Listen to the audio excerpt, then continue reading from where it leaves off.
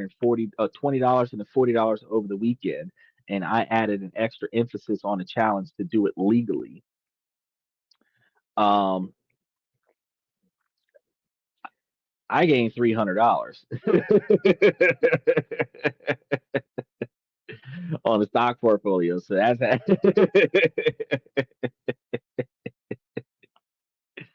oh man. And then there's a whole nother direct deposit coming in. He said I have my homework done. Yeah, that's what I'm saying. Like I looked and I was like, ooh, ooh. I'm waiting for. Oh, and he said turn 20 into 40. Uh, for Monday specifically, because I know that next Monday I get paid out, and I get paid out on Thursday of this week as well because we got dividends paying out this week. So we got a lot of that coming in. And we do have some dividends that happen at the beginning of the month that should be paying out on the last week of the month. So we got a lot of stuff going on. So, oh, Mike, I was telling everybody before you got here, he said I earned $1,000 off the 20. See, he went and did an estate sale. That's what he did. He went and bought $20 worth of stuff and flipped it. That's what he did. But Michael, I was telling everybody before you got on that we're going to be talking about stock, uh, uh, uh, a different portfolio that you can manage under $25 a share for all of the stock options that I'm going to be talking about. We're going to talk about that on Monday, which is tomorrow. Then Tuesday, we're going to be following up with our ex dividend rotation strategy. So, make sure that you tell your friends, share it with your homies. So anybody who's interested in making money, make money for them. That's what we're going to be doing. One of the things that you got to think about is if you're trying to get more assets, buy more land, or estate, do estate sales, you got to have money. So I try to tell you guys to take your cash and put it somewhere where your cash makes money without effort. Estate sales is a good way to make money, but estate sales requires effort. You have to go to where the product is being sold or go online and find the product. Then you've got to sell the product, whether you bring it somewhere to get it sold, or you've got to sell it online, and then you've got to follow up on the sale until the sale occurs. That still requires effort. While there's a lot of money involved in it, there's a lot of effort involved in it as well. And it does take time to make money. When you first start getting into estate sales, it's not like you're going to buy something today and sell it tomorrow. You're going to buy stuff, you're going to put it up for sale for the required value, and then you're going to wait until it sells. Now, once you've started doing a large quantity of estate sales and you start acquiring a large enough inventory, as new items come in, older items come out, but some items have been there for a few days and other items have been there for a few years, and the average of them might be 3 to 6 month turnover ratio. But the fact is that you've got to wait for your profit from the date of purchase to the date of sale for each individual item. But on average, once you start getting into estate sales, you will see that just about every day, just about every week, you're going to be making some money, and it's not stressful. Um, he said everything needs work. Everything does need work. Um, no, I just turned around and sold them on the people behind me. Now that's luck. That's luck. If you bought it, if you bought it and it's yours, and the person behind you looking at it in your hands like, oh, dope, I want that. You're like, you can jack up the price real quick without even having to take the item home with you. But that doesn't happen every day. That doesn't happen every day. But yeah, this gentleman, he was crushing on this girl, and he was talking about how, now that he's gone on a date with her, he's not interested in following up with her on another date. And some guys just have this conquer mentality where they have to take the girl on the date, potentially sleep with the girl, and consider that a success. Once they cross whatever threshold that they consider a success, they consider that female conquered, and then they move on to the next one. That mentality of a man, not promoted by me, that mentality of a man, once you've gotten what you wanted out of her, you're no longer interested in her, and that's going to be a common experience. Women do the same thing for men. It's just it's done differently. because while men are exclusively interested into sex from the women are more interested in stuff. So she can whatever stuff that she's gonna get it, and then once she gets whatever she's looking for, she's not interested either. So as you see, this is what some men do, and this is what women do as well. So I would expect the gentleman to you know not know why that's happening because it's a subconscious reaction, but it's a thing. It's a thing. Michael says postal stamps are just like cash since they never expire. You're right. If you buy an unused postal stamp, you can sell those. If you buy unused older stamps that nobody knows what the value of them are, you can collect them, and then stamp collectors will pay a premium for the stamp more than the monetary value of the stamp if the stamp was used in regular mail. The older the stamp, the higher the value. The more unique the stamp, the higher the value. So that's actually pretty cool. Woke up All to my right. boyfriend taking pictures of me. We've been together for a little less than a year. He is 27 and I am 23. We don't live together, but we took a 4 days vacation together. On the second night, I woke up and caught him taking pictures of me. I asked him what he was doing and he didn't know what to say at first, then told me that he was taking pictures of himself. I asked him why were my shorts down then, and he said that this was irrelevant and nothing to do with the pictures, and that he just wanted to give me a massage and thought that I'd appreciate it. Mind you, it was like 3 a.m. It was very clear that he was lying, and I know for a fact that he was taking pictures of me. I told him to show me his phone, and he started getting defensive and blaming me, saying that I don't trust him and shit like that. We had a big fight, and I left early the next morning and came home. This was 2 days ago. He's been calling and texting since, but I haven't picked up the phone or replied to any of his texts. He sent a message apologizing for not showing me his phone and saying that he was just disappointed and upset at me for not trusting him, and that was the reason he didn't show me. And he said that he is willing to show me now so we can move on. How do I go about this? I'm still very upset. All right. Michael was sitting over here talking to me about lots of collectors for stamps, and he's right. There are a lot of people that collect stamps, and alongside stamps, there are a lot of people that collect coins. He said Marilyn Moore first issue with the 1 ounce silver coins. That's a good one to get. He's he's happy dancing about that one. And Michael saying, "Oh, dump her." Oh yeah, I'm all for dump her. She's asking for advice. So from the perspective of a man, I'm going to give the lady some advice.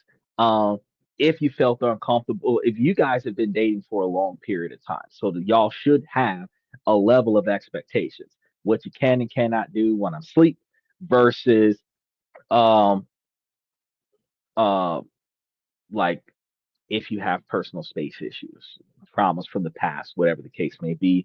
That we were talking about this yesterday and the day before yesterday about full transparency, where you're supposed to be able to tell each other what's really going on. Um, be a little bit vulnerable about what's going on with your past, because whatever's going on is she's triggering about him taking photos of her. Now, there are two types of photos that you can take of a person when they're asleep. They're appropriate PG photos, like, oh, she looks cute when she sleeps, versus like full on nudes and everything like that, which is like the rated R superstar. Now, as it relates to the appropriate ones, okay,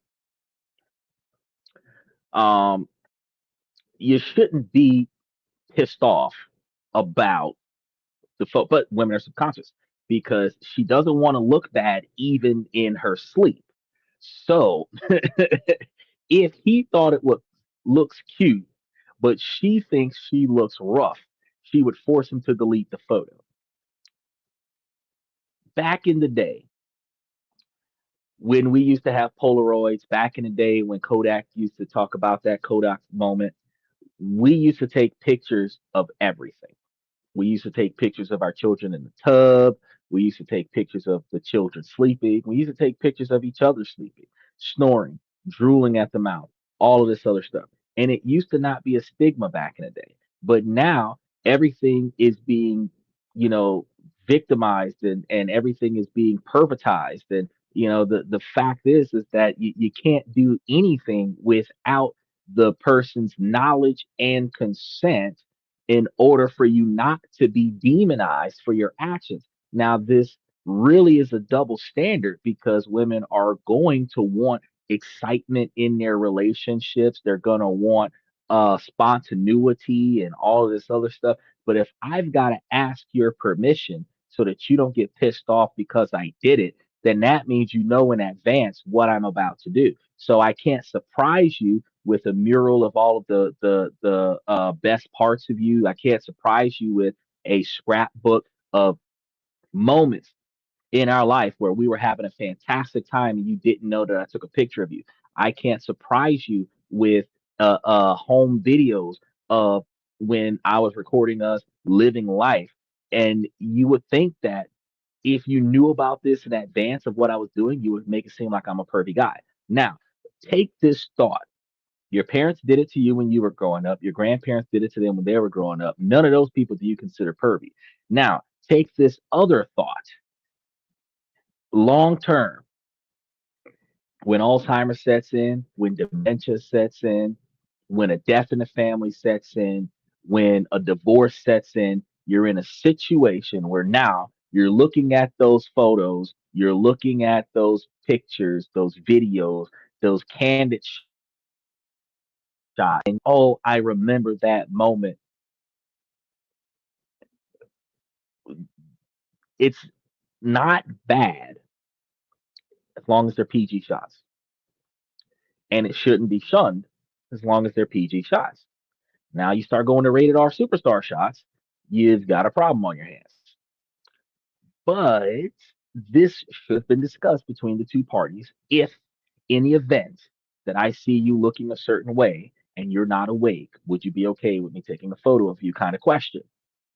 Yes, this is going to be considered a pervy question from girls, but guys, in order to keep yourselves from being put into that position, it is what it is. However, in this particular situation, they've been together for a long time. They're 2 days into their 4 day vacation. She started shit. She left the vacation because she had a temper tantrum because he took photos of her. What do you do about that? Well, my guy, I'm going to be real with you from a male's perspective. She is not going to let you live that scenario down. And every time she tells a story, she's going to tell it even worse. Every time she tells a story, she's going to make you look even worse. She's going to add certain intricate details that she would have no knowledge of because she wasn't awake. And then she's going to paint the picture that you're a horrible person so that the girl that she's talking about is going to co-sign on the fact that you're a horrible person so that she can do something negative. My most plausible advice to you is what Michael said. Dump her. Just let it go. Begging to keep her there over a fucking photo that she's spazzing out about, assuming that it's a PG photo, not worth fighting over. Flip side, Miss Ma'am, if it's a rated R superstar photo, dump them. However, if you would have taken that kind of photo for him anyway, if y'all do that sexting stuff and everything like that, again, you're in a position where you would have done it yourself. So why are you mad at him for doing it? In that scenario, you got nothing to bitch about. So long as he's not showing his homeboys or posting it up on OnlyFans or something like that, there really isn't a reason for you to really complain about what the two of you do in the comfort of your own home as long as he's not exploiting it in a negative fashion. But again, you guys are supposed to communicate and find out if this is your behavior. Because some people like to put hidden cameras in the bedroom and record y'all doing it. Has anybody, because men and women do this, has anybody ever asked their partner before the first time they got busy, are you the kind of person to record yourself? Like, has anybody ever asked that question? No, no. The only time that question ever gets asked is when the person doing the recording is asking the person who's about to be recorded, How would you feel about getting recorded? That's the only time it happens. So, if you're not doing your good due diligence with digging into your spouse, 4 year relationship, 4 day vacation ends in 2 days. Now the relationship and the vacation is over. It is what it is, y'all. All right, on to the next one. I'm pretty sure my boyfriend who's 26 has started using me, a 22-year-old female, for housing, food, etc. I'll be Oh shit. 23 later this year and he will be 27. We got together when I was 18. My boyfriend and I have been together for almost 5 years, 4 of which we've lived together. We were doing fine until he got a DUI in October 2023. He's gotten fired from 2 jobs and quit one since then, but had been unemployed and not collecting unemployment since November 2024, leaving me to pay for our rent, $1,200, our bills, up dollars depending on season, and our food around $350/month. He hasn't shown any interest in getting a job at all and seems perfectly fine at home. We're struggling with money right now as I only make $19 an hour. But as I'm usually at work, he doesn't do anything around the house. I work, make food, and clean while he sits around and games all day. I feel 100% underappreciated. It's like he can't see how exhausted I am. Factory work takes a toll on me and he expects me to come home and serve him dinner and wash his clothes. He never spends time with me anymore, never wants to go out. The only thing that he bothers me about other than house chores and food is sex.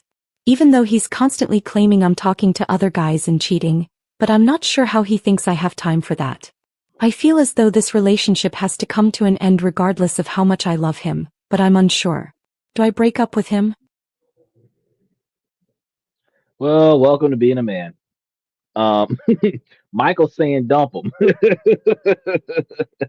As a man, he's not holding his own as a man. But in modern 2025 society, the breadwinner in the relationship is working all day and then coming back to the house. And this is actually a perfect turn of events.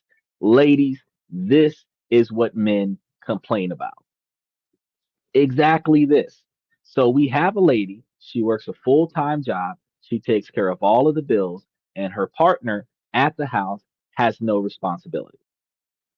She takes care of the responsibilities at the house, she takes care of the responsibilities at the job, she pays for all of the bills. If we switch this to a man being the person complaining about this and the woman being the person with no responsibility, most women would say, I don't see what the problem is. He said, is she working solo? Yes, she working solo. She's working in a factory for $19 an hour, and he's at the house playing video games. They don't have any kids, apparently, and she's taking care of the house. This reminds me of Married with Children when Al Bundy was working at the shoe store and Peggy Bundy was sitting at the house on the couch eating bonbons, watching Oprah. Um, she's saying that it's not fair that her boyfriend does not have a job and she's the breadwinner of the family. And men have complained about the same thing, that a man is the breadwinner of the family and the female doesn't have any responsibilities at the house. And anything you ask her to do around the house is oppressive because of women's liberation protests from back in the 60s when women fought for more responsibility. My thing is that you're in the masculine role. So, being in the masculine role, you can take masculine charge, which means that since your boyfriend is a dependent, your boyfriend now has to answer to your responsibilities.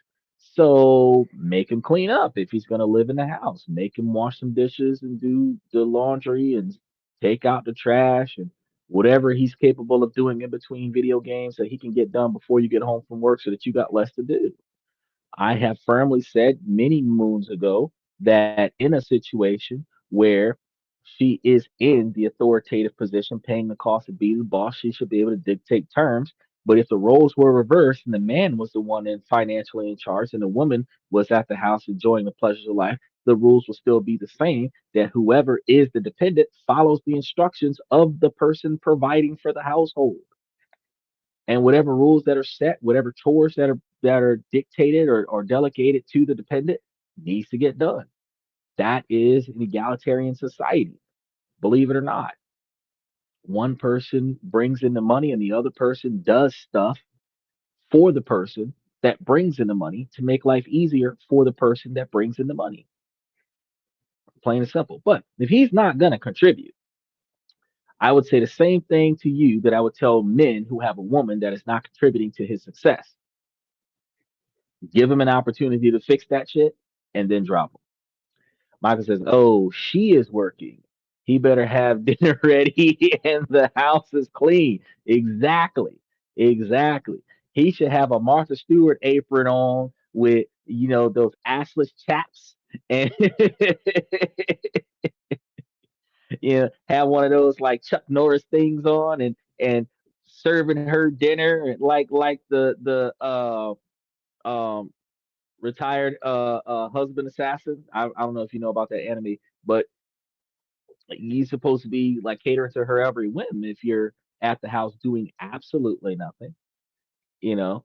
But she let that fly. I don't know why. I don't know why. But again, we also have to think about this though. He's just 27. She's just 23. They've been together for 4 years. So since he was 23, he got a DUI in 2023. It's 2025 right now. His DUI is going to last him 5 years, which would be 2028. So he's got 3 more years on that DUI. And most jobs that he could do that required him to have a car, he ain't gonna be able to do them unless you're willing to pay the extra money for an SR22 to get him a hardship license, which is going to have really high car insurance so that he can drive to and from work, where ultimately he would be going to work to make enough money to pay for the high ass car insurance. So unless he can find a job that he can walk to or ride a bicycle to, he ain't gonna be able to do much else but sit at the house and play video games until his license is unsuspended. Now you could get him some uh job corps training. We were talking about this on a show when we were talking about education. You can do a lot of hard skills. You can get a welding thing. You can go to college because if he's not working, he could at least go to school. Because didn't we talk about with the education thing last week Monday that they're giving you guys STEM money until July uh, of 26. So if his ass ain't gonna work, take his ass to school, get you an education. At 27, there's no hope for him. No, there's always hope. There's always hope. See, the thing about it is that before 27, nobody taught him shit. Excuse me. You're right. He's not motivated. He's not motivated. And I'm going to tell you where the lack of motivation comes from. Growing up, he lived the kind of lifestyle where he was spoiled. He got what he needed. He didn't have to apply himself to get it. Whether or not he got what he wanted is irrelevant. He got what he needed, and he didn't have to apply himself to shit. Once he got older, he got into a relationship. He went from his parents paying for shit to him and his girlfriend paying for shit. And then when he lost his job, his mentality is mom's got it and mom don't got it. The girlfriend's got it. And he's not used to the fact that he got to carry himself.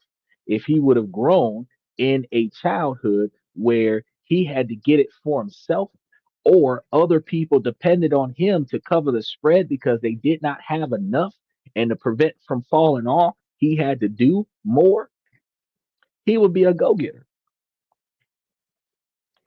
She could turn him into a gold digger. I mean, a go getter. But what she would have to do is she would have to run the gauntlet with him. She would have to im- not just fuss and cuss and yell at him. She would have to inspire him to do something other than play video games because you're not going to get paid playing video games off the fact that you play video games. My brother's been playing video games since video games came out. He's been playing video games for like 30 something years and he don't get a dollar off of playing video games. But they got some folks that do make a career out of playing video games.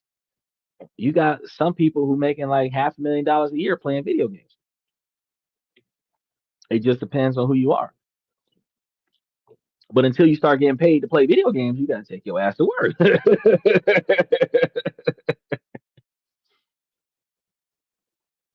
Michael says the environment is what raises you. Yes, most of us, you got to realize the environment raises you more than you know, because those of us who work come from a working family where it's either a single parent that's working a lot or two parents that's working a lot. You have very little parental guidance at the house. They teach you how not to die at the house while they're at work. That's what they do. And then after that, they send you to school. Everything else that you learn at school until you start getting in trouble for shit. Then when your parents find out that you're getting in trouble for shit, then you start getting certain talks. What to do and not to do with boys, what to do and not to do with girls, the age range thing, pregnancy, stuff to that effect, things that will cost the parents money. They'll tell you what not to do so that you don't cost your parents money. But after that, they don't teach you nothing else. They're too busy. They don't teach you how to save. They don't teach you how to invest. They don't teach you how to find the right person. They don't teach you about making proper decisions so that you don't fuck your life up. They don't teach you about how not to make bad decisions that cost you money in the long run. They don't teach you any of that stuff. You learn that from your society. So yeah, it is whatever the environment. And if he was in a kind of environment where nobody told him nothing, he didn't learn nothing.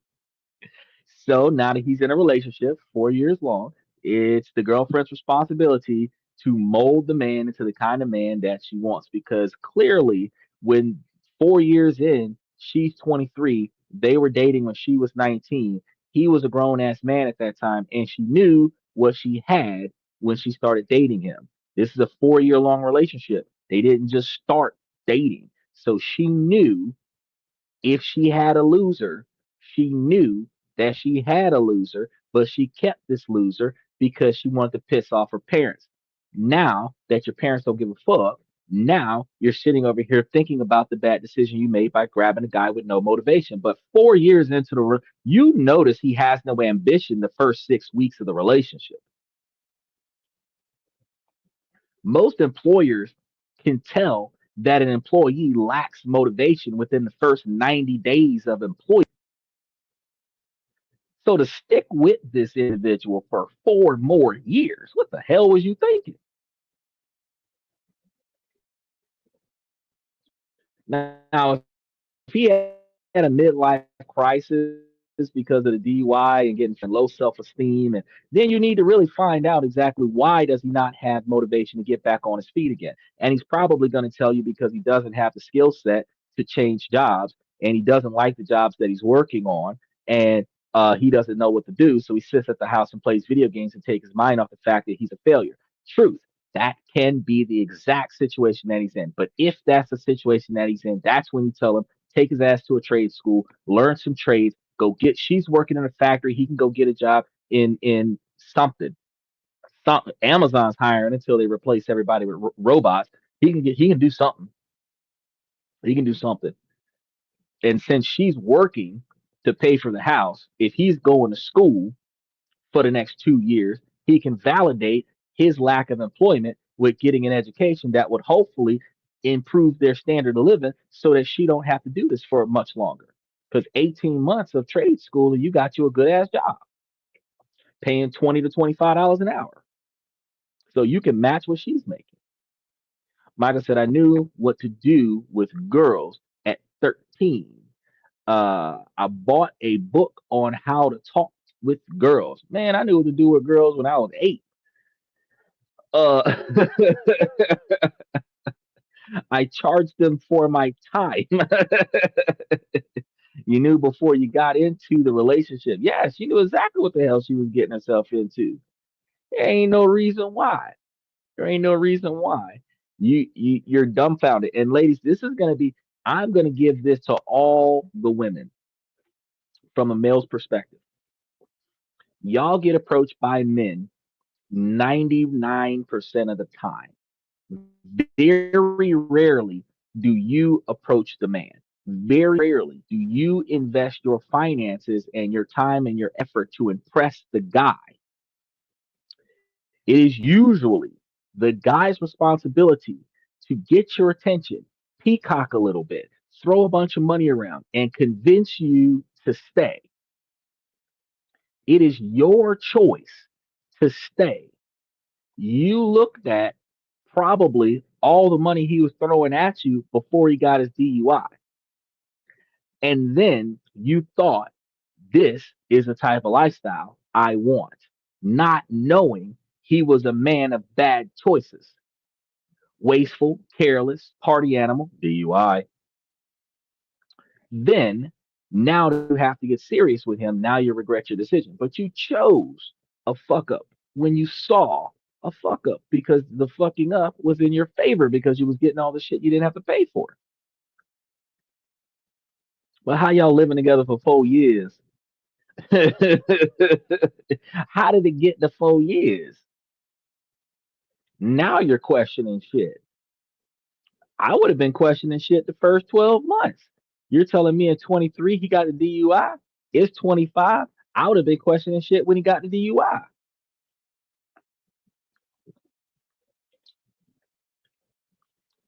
That was 2 years ago. I would have been trying to stop him. How much drinking do you got to do to get a DUI? Let's think about this real quick before we move on to the next one.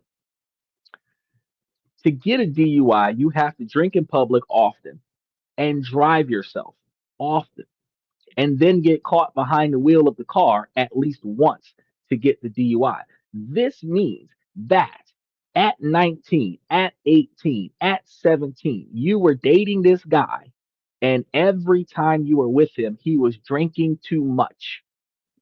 You knew that if he drove, that he would either crash the car or get arrested. You still date this drunk. Now, at 19, 20 years old, he catches a DUI that becomes your financial burden. What the fuck were you thinking? To say that 3 years later you're gonna stick with that. I ain't even gonna blame him. This is his poor life choices. But your poor life choice was you chose somebody who already had an alcoholism problem before he got the DUI. And then after he got the DUI, he has even more issues. And you stuck with failure before failure. What the hell? I'm trying to figure that out. Y'all make it make sense.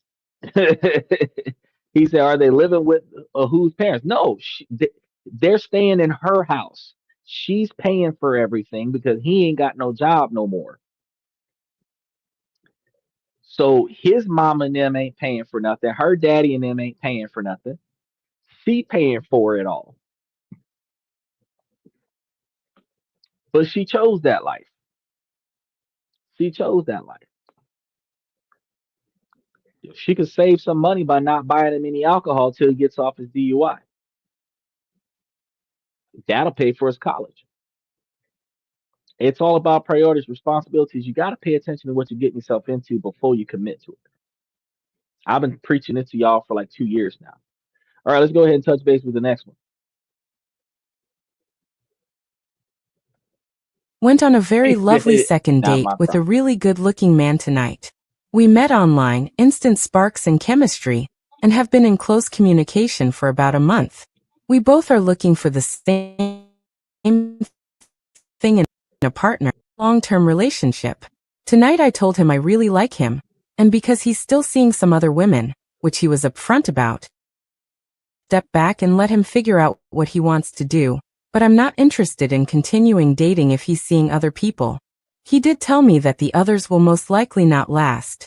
He said he'll call me if and when he is ready to make that commitment. It's killing me. I want to go back and say I'm sorry I didn't mean it, and maybe we can be friends until he decides, etc. Should I call him or not? Please talk some sense into me.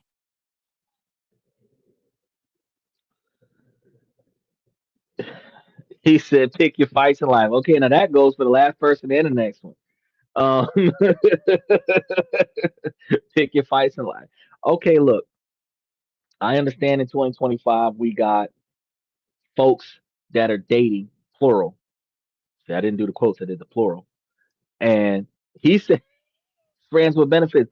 Bro, that benefits him. That don't benefit her. She's gonna want validation. She's gonna want emotional bonds, which is fine. The dude doesn't have an emotional bond. The dude is trying to smash all these chicks and see which one that has the best attitude about it. You know, and there are guys out there that are like that. And the best thing is to walk away. To so it doesn't matter if you're a man or a woman. If you are in the dating phase, oh yeah, I wouldn't worry about her neither.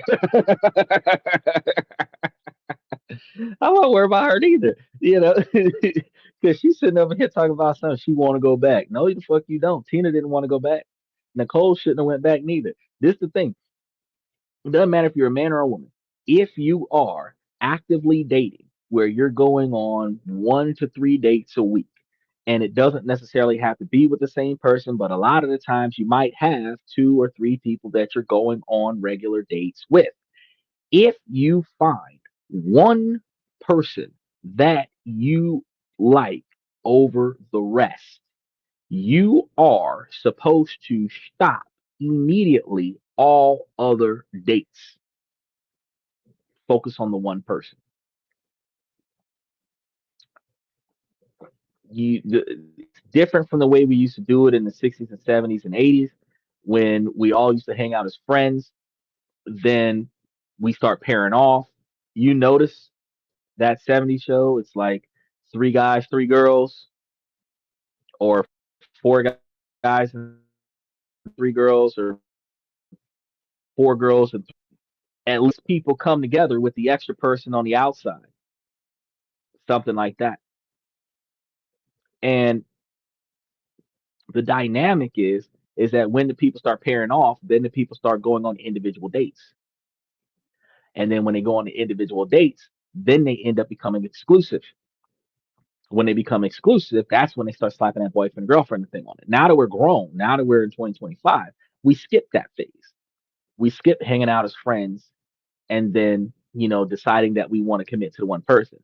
That has been replaced with frequent dates.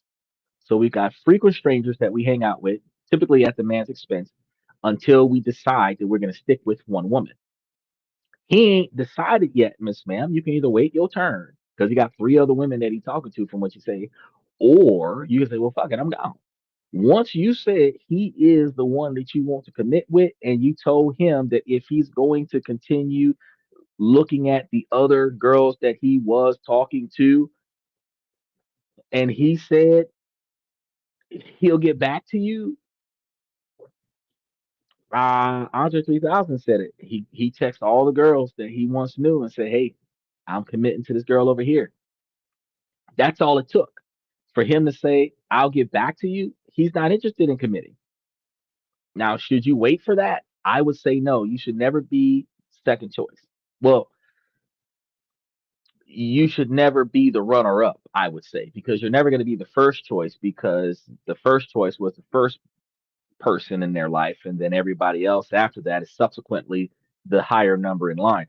But if there is more than one person right now being chosen from, you are not supposed to be the consolation prize because the person that he wanted turned him down, or the person that he wanted, it didn't work out. So he's going to fall back on you as a backup plan. That should never be a thing. I don't like friend zone from the guys. I'm not going to like friend zone from the girls. If it ain't, if he's not going to say, "Okay, I think you're an amazing woman too, let me get rid of these other people that I was talking to before I met you, and I'm going to become exclusive to you." He could have said that. Give me a couple days to get in touch with everybody and let them know that I'm not talking to them no more, and I'm going to lock things down with you. And that would have made sense. But for him to say, "Nah, I don't want to give up. I'm going to keep being a player. I ain't a player. I just crush a lot." Nah, that's right. We called that an orgy back in. Well, yeah, he got 3, 4, 5 girls, and she want to jump in. Hey, but she's looking for exclusive, and you can't get exclusive if he's got 2 or 3 other females on the take. So me, I would say walk away from that shit. But if you don't find somebody before he call you, because I'm not saying block his number and never give him none, But if he does call you and you end up being single and he's single at the same time, you still feel the way you felt, see what happens. See what happens. I didn't gone off the radar. Ain't no female contacted me from way back when saying, "Hey, I want to see if we can make it work with me." It ain't going down like that. Um, they don't find me on this podcast. They don't find me. And I wasn't looking for them if they found me on the podcast. Exactly. Dump them and move on. Well, he doesn't necessarily have to dump her because he said that he will get back to her when he's done with the other women. And she said that she's not waiting around if he's going to continue seeing the other women. So at this point in time, the decision has been made. All she's got to do is just not answer the phone when he calls because he's not her boyfriend. He was just a guy that was taking her out at his expense that she now wants to be exclusive. Territorial, some of these women are. Make sure y'all like and subscribe as we go through this. Now, here's another one. I am single and have no kids, and all I seem to do is work and clean. I was thinking today and realized all of my friends have kids, and when we're FaceTiming on a Friday night, it's maybe not as normal that I'm always home like they are. I also then realized that I don't think I know a single person that also doesn't have kids, and then I got curious what other people who are single and have no kids do aside from working. As a 34-year-old female, I am not saying I want kids or anything like that. I had just made an observation that I would have pictured doing more stuff, not just working. But I'm realizing it's because there aren't very many other people, male or female, who don't have kids and also aren't in a relationship. Went on a very lovely second date with a really good-looking man tonight. We met online, instant sparks and chemistry, and have been in close communication for about a month. We both are looking for the same thing in a partner, a committed long-term relationship. Tonight I told him I really Okay, hold on. That's the like same him, girl from the and other one. because he's still So, seeing some other women, which he was upfront about, I told him I'll step back and let him figure out what he wants to do, but I'm not interested in we're gonna continuing work through dating that if one. he's seeing other people. He did tell me that the others will most likely not last. I He think the said he'll last one call led me into the if next and one. when he is We're gonna ready go to ahead and make get that through this. commitment. It's killing me. I want to go back and say I'm sorry I didn't Michael mean it, said, and maybe we can "I'm be friends available. until Does he he like older decides, men?" etc. Should I call him or not? We can Please go talk Dutch. some sense into me. Yeah, so that one bled into the last one. So the understanding is that she wants to know she's 34 and she's like, oh, not thinking about kids. You ain't got that much time left to think about kids. You're 34 years old. So your first problem is at 34 years old is that you got like 6 years left, and then after that, there is no discussion about kids. Secondly, at 34, there isn't much for us to do at 34, 40, 45, 50 because we're going to go to work. We're going to be too exhausted to do anything else. We're going to go back to the house. We're going to Netflix and chill. If we're not Netflix and chill, we're scrolling through social media. We're sitting on somebody's podcast, hanging out till we fall asleep. That's all we're going to do. Society has changed from going outside and living life until life lived us, burning the candle at both ends. We stopped doing that after COVID. Now, nobody goes outside. The most traffic you have is people going to and from work and people going to and from lunch after going to and from work. After that, you got the kids 18 to 25 going to and from the club, going to and from the movie theater, going to and from the bowling alley. But you very rarely see anybody over the age of 28 dragging their old ass behind over to the damn bowling alley, to the skating ring, nothing like that, ice skating and shit. We got bad hips and shit. We ain't trying to go nowhere. He said, "P.S. You reading my mind. Where we could fall and make an ass out of ourselves, or we could fall and break our ass bone, and then we got to get rushed to the hospital and get stitches in our ass bone. We're not trying to do none of that. We back 40 years ago, we would have took a drive and then parked somewhere in the darkness where there was no street lights, laid on top of the hot ass hood of the car, and looked at the stars with a chick. Back in the day, we would have went to the pier. Back in the day, we would have went to a cliff somewhere and sat at the edge of the cliff and watched the sunset and the sunrise. Today, we're going to watch the sunset on YouTube sunrise. Today, we're going to watch the sunset on TikTok dance videos as the sun goes down. Today, we're doing we exercise on the video game we, not we together. Me by myself on the console that emphasizes togetherness.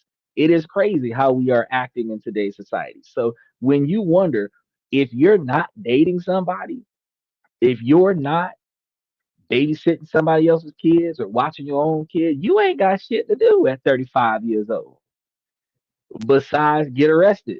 Because if you spend too much time outside, you're going to catch your DUI, you're going to get pulled over. If you ain't got your real ID, you're going to get hemmed up.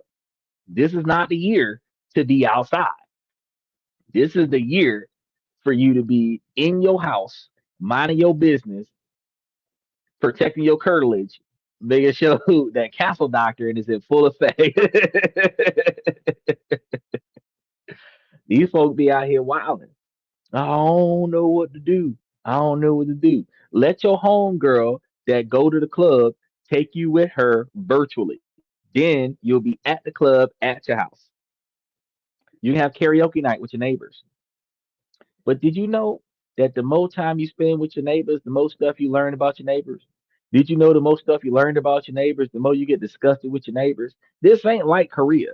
You go Korea, everybody know everybody over there in Korea. Everybody know everybody over there in Taiwan and China and stuff like that. But over here in America, I can tell you that there are 300 houses near me and I know nobody.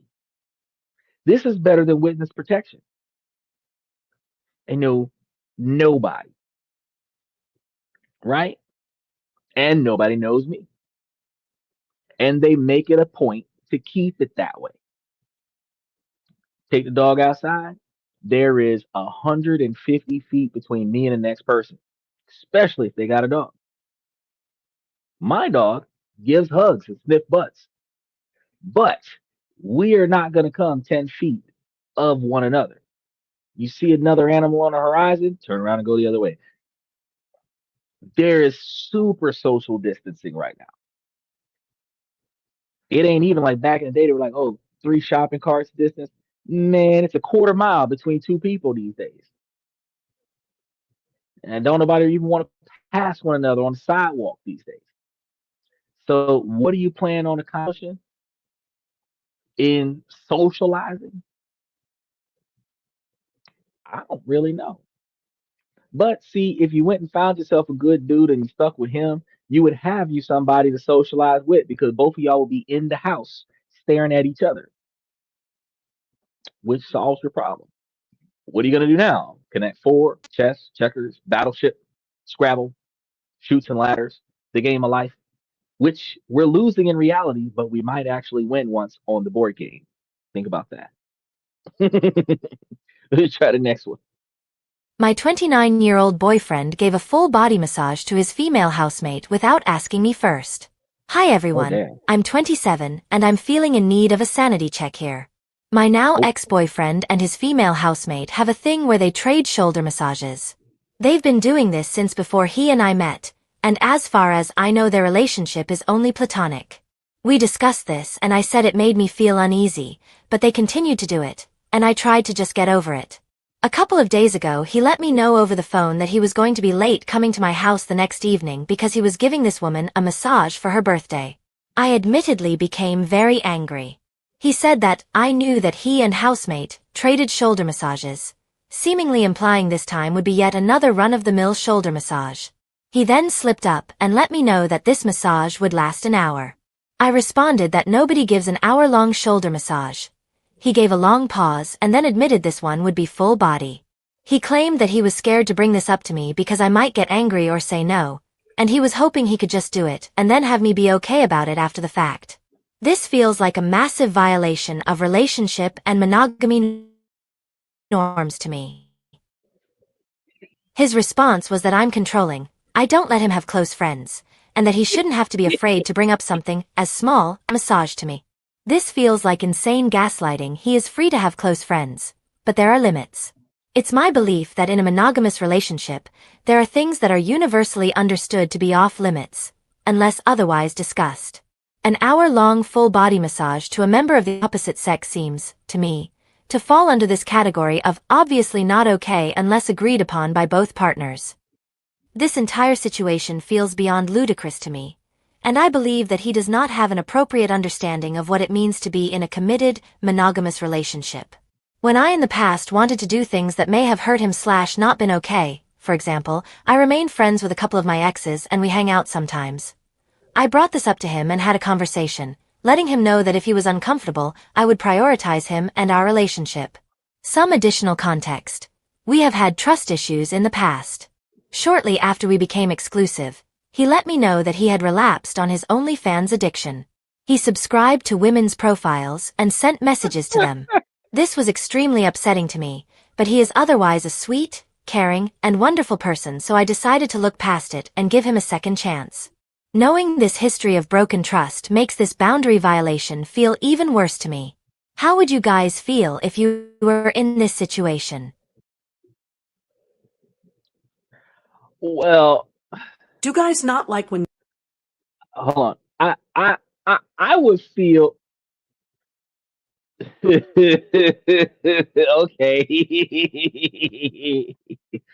Robert said you wrong too. No hanging with exes. You a red flag dating a red flag. Look, I was just about to go there. Special shout out to Robert and Cody for jumping in tonight. Look, okay, it's always a red flag for the women when a man got a female that he close to. But the women, those same women, turn around and say that there is no problem with her having her ex-boyfriend, the guy that she used to be madly in love with, the guy that she used to sleep with and do all kind of nasty stuff, as her best friend. This man not only has seen you naked, but been inside of you, and you saying that it's okay for him to be your buddy buddy. But the your boyfriend's female friend where they just do like shoulder massages. But what if she's got a lot of tension? What if he's really genuinely doing a platonic massage? You didn't even talk about what he does for a living. What if she's talking shit and come to find out that her boyfriend's a fucking massage therapist? Wouldn't that be some shit? Because massage therapists give women full body massages all day long, and they're all platonic mostly. So uh if she was concerned, she could have brought her behind over there to go see what kind of massage it was gonna be. Be like, do me next. Don't touch none of her naughty bits. Don't spend too much time around the gluteus maximus. If they're gonna set boundaries, the boundaries have to be universal. That's the way it should be. Robert said, am I wrong? Read my previous comments, they applied as well. No, all of your comments was the same, bro. You said leave if you're not interested. I was getting to your comments. He said leave if you're not interested, and I agree. I agree. If she's not down with him rubbing the girl, but she said that's her ex-boyfriend, so she already left. She's just seeking validation on the fact that she left, and that's the reason why she threw up his OnlyFans addiction, because she wants to make it seem like he's a perv, so that other people can take the OnlyFans addiction and add it to him massaging down the other chick and have dirty thoughts about the scenario and say, oh, that's inappropriate. But what if in the event the chick actually needs a full body massage? What if the chick is recovering from an accident of some sort and he's giving her free therapy? What if it's the noble scenario? Not just what if he's just trying to feel the girl up and touch all of her naughty bits? Because that's the only thing that people think about is the negative. What if this is truly his best friend for life and he noticed she got health issues and giving her massages keeps her from having to pay for chiropractors? And you're sitting over here being an asshole about it. That's my question. What if it's not something negative? You know, he knew that you would have a problem with it, but at the same time, you didn't say, "Oh, well, if you're gonna do a massage for an hour, I need to be over there with you while you're doing the massage. You need to do me after you do her. Don't get no cramps in your wrist, kind of thing." That's what I feel like. Michael said, "Okay, thought they were together. They used to be together. They're not together anymore. That's her ex. He said, "You ever had a massage?" Yes. Yes, I have. I have had full body massages, nuder than nude, and they were done next to my girlfriend. And she thought it was funny that the woman had to move my junk so that she could massage my thigh. I thought it was awkward because the woman had to move my junk to massage my thigh. But she was like, "Oh no, you can massage that too." I didn't ask for that. But I also had the kind of girl that would take me to a strip club for a good time and pay for the lap dance in the VIP room. So it's all in the kind of partner that you get. She took me to a nudist colony for a weekend vacation kind of thing. And I'm sitting over here looking at her like you straight with all these women looking at your man booty butt naked. I was worried for the both of us because I'm like, this is some danger here. Like there is so much stuff that can happen with this. Somebody can lose an eye, somebody's jaw could get broke. Like there's a lot of stuff going on, but she was fine with it. Robert said she thought she should have tried the fish before sending back to the cook. Well, yeah, she should have been. She should have put some effort into trying to see what it was about. If it's burnt, don't do it again. Yeah, she should have. She should have put some effort into trying to figure out what the massage was about. But if she didn't feel comfortable and he was going to do it anyway, then go ahead and break up with him because he probably should be dating this girl since he's giving her full body massages and he ain't giving his girlfriend full body massages. That's just what I think. It sounds like I was just a shoulder massage anyway. That's what I thought. I thought it was just like a shoulder massage, but still receive probably don't pay. Oh no, I didn't pay for shit. She paid for it. I'm telling y'all, females back in the day, they used to put their money on my effort. That's I'm trying to tell y'all. We not I'm not wasting capital gains on females, bro. That's a no no. That's a no no. The most expensive thing I'm paying for is a plane ticket to get to where she at. That's a no no. Michael said I went to Chippendale dancers and I was the only guy in the audience. Great night. I don't know. You're the only guy in the audience if they think you're part of the cast. If you're the only guy in the audience and all the guys are like paying you attention, like help us, that might be a little bit awkward.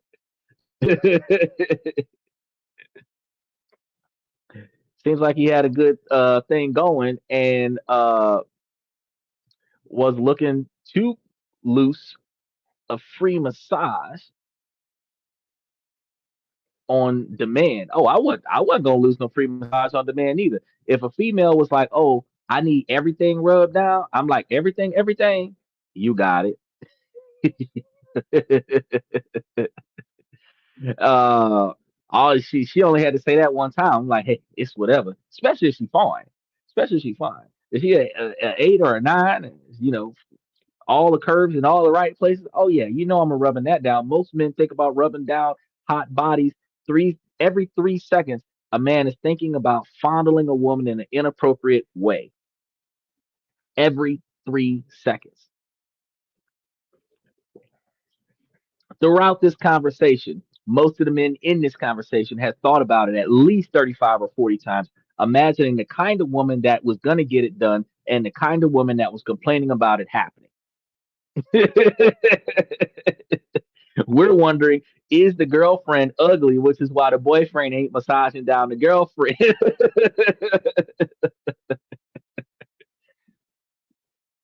Oh, oh, oh, oh, oh, oh, hold on. Michael touches on a point. Women actually think about it more than men, so think about that for a second. Out of Women think about it more than men. Make sure y'all like and subscribe as y'all come through here. Hit those reaction buttons.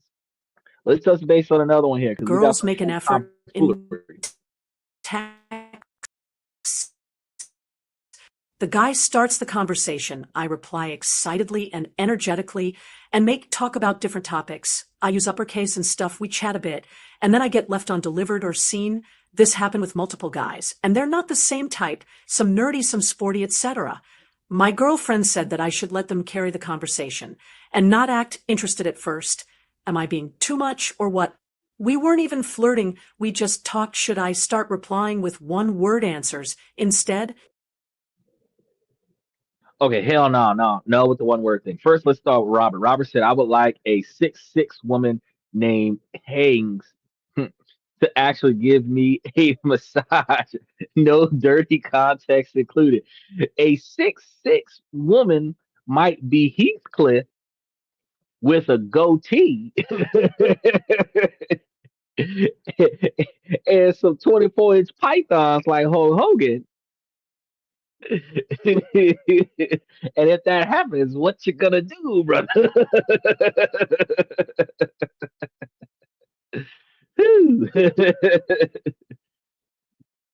I just wanted to always just make a smiley face business card. Oh, but you know what, bro? Bitches love smiley faces.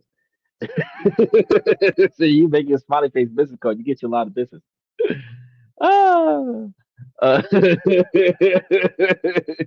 oh, a Swedish chick, heavy, uh, a MD, love the back crap. Oh, of course, you got to get you a good massage therapist because that as we get older, men we have the middle of our backs and we have a lot of upper back pain, upper middle back pain, especially if we lift a lot of heavy shit throughout our lives. So that T45 vertebrae area, right there between the lower areas of the shoulder blades. Most men have a lot of back pain there. And because we don't have good women that are able to walk on our back and give us back massages and crack our backs and put our spine back in place, we start slouching from the pain. And we keep slouching from the pain until we're hunched over like a candy cane. And if all we had was a female that would walk on our back with respect instead of walk on our pride for disrespect, we would be standing up straight like soldiers at 70 years old. So y'all need to think about this. I'm shorter now than I'm older. Yeah, but that's because your spine contracts. You have cartilages in the spine in between the vertebrae. When you were younger, you were taller. As you get older, especially when you get injured, these cartilages start to compress. The spine starts to compress, and as the spine compresses, you get shorter. Um, And as you slump over, because you might have used to have your chest out, shoulders back, head up when you were younger, and now you got your shoulders forward, chest in, and you're kind of like sinking your neck into your shoulders and you kind of tilting your head forward instead of having your head back and your neck up. And that right there is like 3 inch lift just by doing that. And then if you put your shoulders back, that gives you an extra inch and a half and your chest out. And you know what I'm saying? And then if you suck in your stomach, you get you another. You notice how I just grew 6 inches on this damn podcast just by improving my posture. That's the reason why you're shorter. But if we had a good woman there that would straighten up our posture and get us posture control shirts and back supports and stuff to that effect, we would be standing tall on a regular basis. Robert said, but you need to be heavy enough and strong enough. Well, not really. You don't got to be that heavy because if you have a compression pillow on your chest, right? And then you get a woman that's 110 pounds or bigger and have her walk across your back.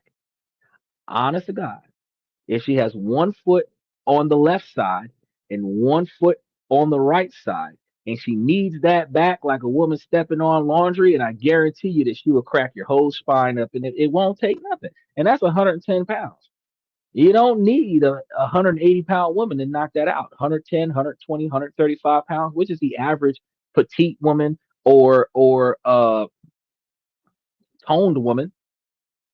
So you don't need like a Brock Lesnar female. You don't need China to come and walk on your back. You don't need like uh Ronda Rousey. You don't need nothing like that. I mean, she's good. She could break you in half, but you don't need all that. You don't need a female UFC fighter to work your back out. You just need a woman that cares about your pain. And Michael says that at least the food is closer to my face. I'm only 155 pounds, but I can easily bear the 5'6" weight standing on top of my back. Probably. You don't need 6'5" though. If you got 5'6", 5'7", 5'9", or 5'10", that woman would be fine. Between 125 and 155 pounds, that woman would be fine. You don't need all that extra stuff.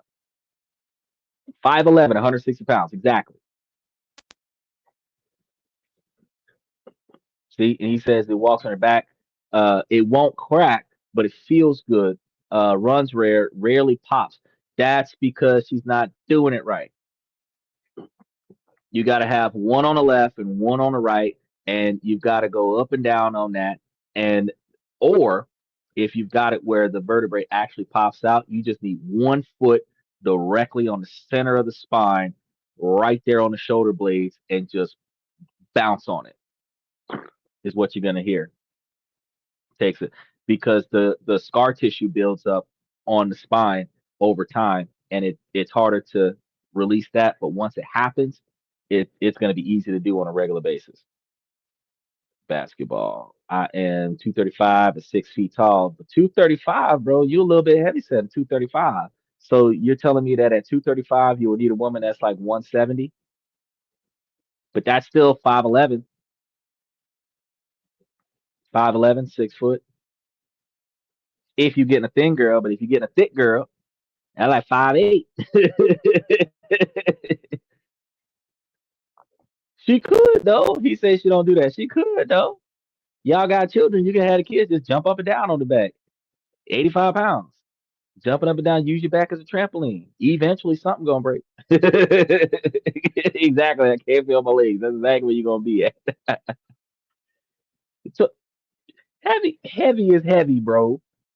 You muscle is heavier than fat any day of the week. So 235, you could be lean but the thing about muscles is muscular is that muscular is tense.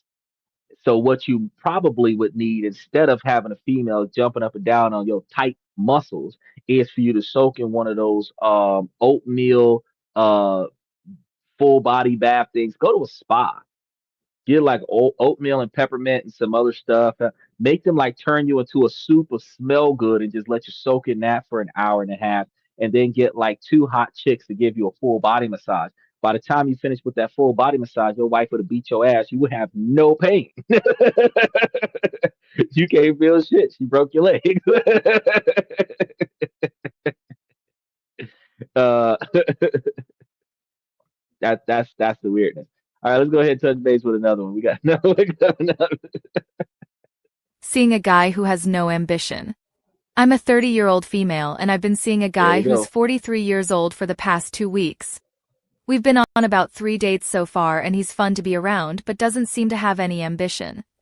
He was in a band in his 30s and he was mainly working in music most of his life. He works at a grocery store and quit his job this week because of some work drama.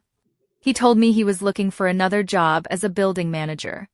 It's confusing to me because he went to a good university and majored in philosophy. He told me he can't really find a job with his degree, which I feel like isn't true. He also has some bad habits like drinking every night and smoking. I don't know if he's an alcoholic because I just met him, but it seems to be the case. My question is, should I give this guy a chance? I really enjoy being with him and he makes me laugh. He's really sweet too, and I think a part of me feels bad for him and wants to take care of him. Am I being shallow because I want a guy who has a successful career? I'm an ambitious person and currently getting my doctorate degree in social work, and I've always dated guys who were the same. Will I regret it in the future if I continue to see him?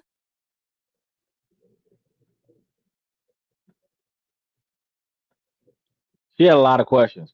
All right. Yes, you're a bad person for wanting to walk out without giving it a shot. No, it is not a bad idea to walk away from the situation before it gets worse. Yes, you're overthinking it.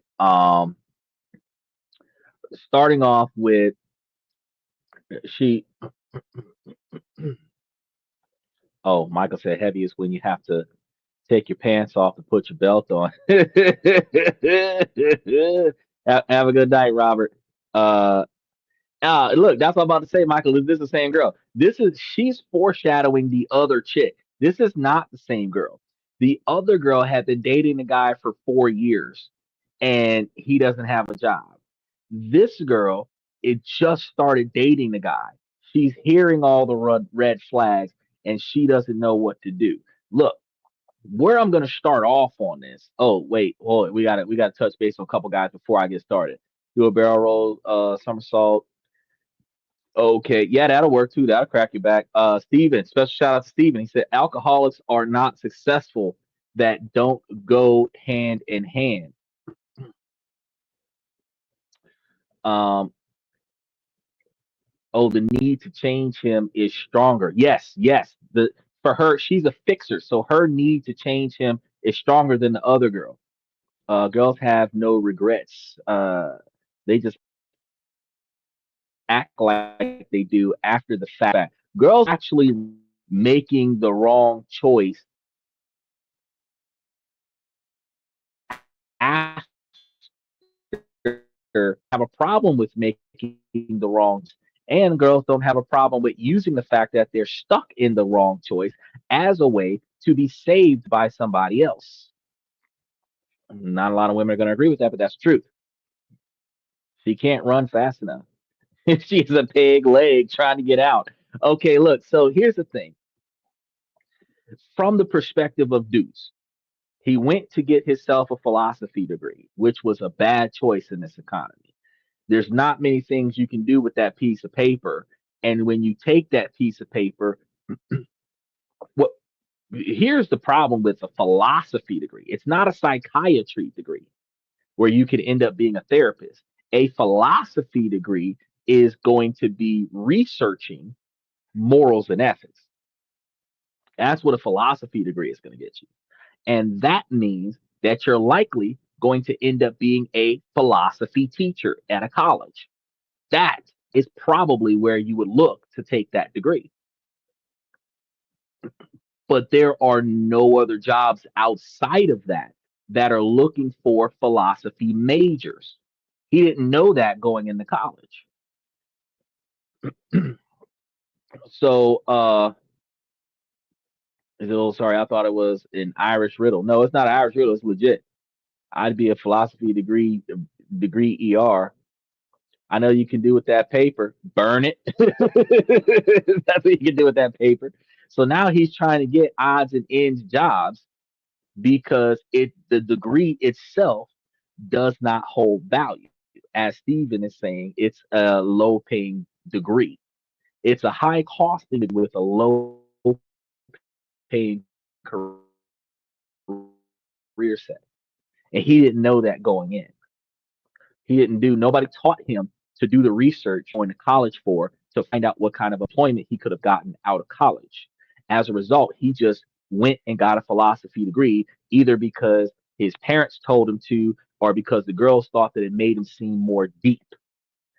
Now that he's got the damn degree, whatever smashing he was doing in college, that was the prime of his life because that philosophy degree ain't going to get him shit. So now he's got to get him a hard up job.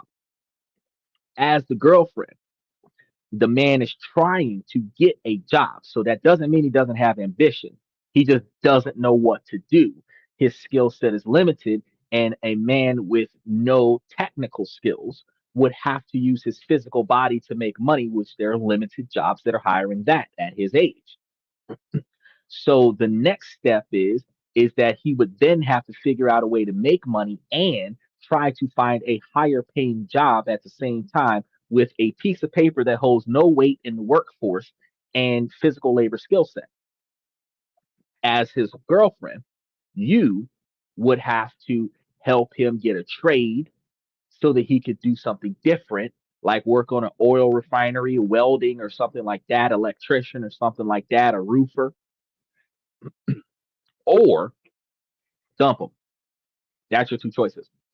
As it comes to his drinking, and I'm glad Steve is touching on that now because I'm about to touch on it too.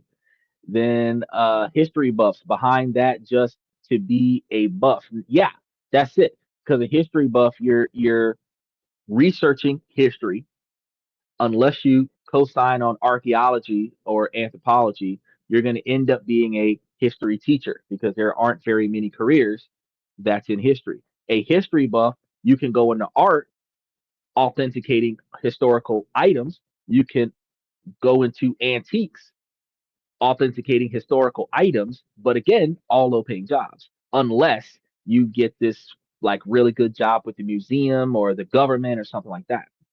Um, out of philosophize your philosophy teacher, out philosophize your philosophy teacher on the first day by bringing a giant book to the event with you book.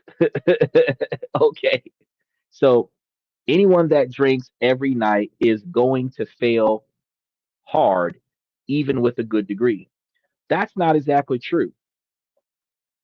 Because, first of all, you have to understand why he's drinking every night. He went to college to be somebody, he got out of college, and because his degree holds no merit in our society as a widely accessible employment opportunity, he's considering himself a failure. Men are going to be harder on themselves than their girlfriends and wives could ever be. A man is going to be harder on himself than his society will ever be. Now, because he's beating himself up every day because he's worthless, he has a degree, he has no job, he has student debt, he has to depend on his wife, he has to find a new job. When he comes home, he's going to self medicate.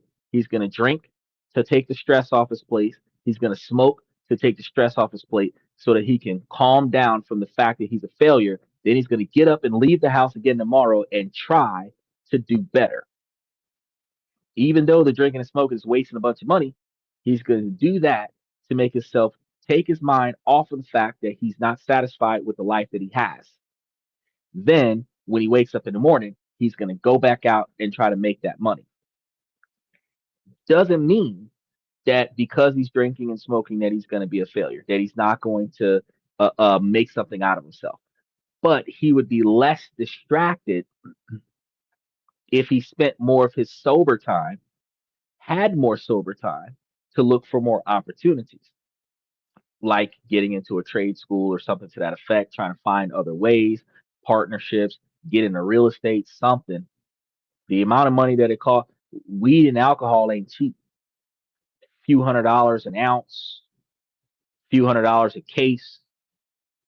So it really makes more sense to save that money and put it towards something else.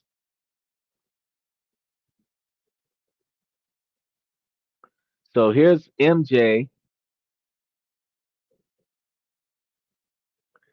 Here we go. So appropriately established. I had to proofread that before I put it up here on the screen. So he says, I know you don't politics, but I am running for governor of my great state of Washington. Special shout out to Washington State. Could you give me recommendations for anything to pass? I know you're about how money and any opinion or idea pass. Washington State is over there near California. Um, Off the top of my head, I can't really think of many things. You know, he should have got dual degrees, one that allowed growth. Nobody thinks about dual degrees. Everybody thinks about the one degree when they're going into college, and they don't think about a second one. They don't think about dual majors. But you take an elective, you take core classes, and you take a bunch of electives, and your electives, if you take enough of them, go towards a second major. And if you take enough of them, you don't need to get a major with a minor. You can actually get a major. You can get two majors. But back to MJ's scenario, he said that he wanted to.